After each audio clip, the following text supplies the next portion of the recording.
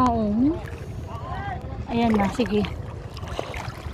Ay, ang layo. Lalapit daw tayo sa kabukod. Wow, lalapit tayo doon? Okay, let's go. Tala. Ayan na, lalapit kami sa kubo. Natatawa ako sa ano. Ay, walang lifeguard. Bali kang marulunod dyan din. Sobrang babaw. Ayan po ang katibayan na sobrang babaw niya. Ayan. And then, sobrang layo. Ayan, malayo na, mababaw pa rin. Ayan po ang kabuuan niya. Super ganda. Ang ganda ng kabuuan, Ate Ems.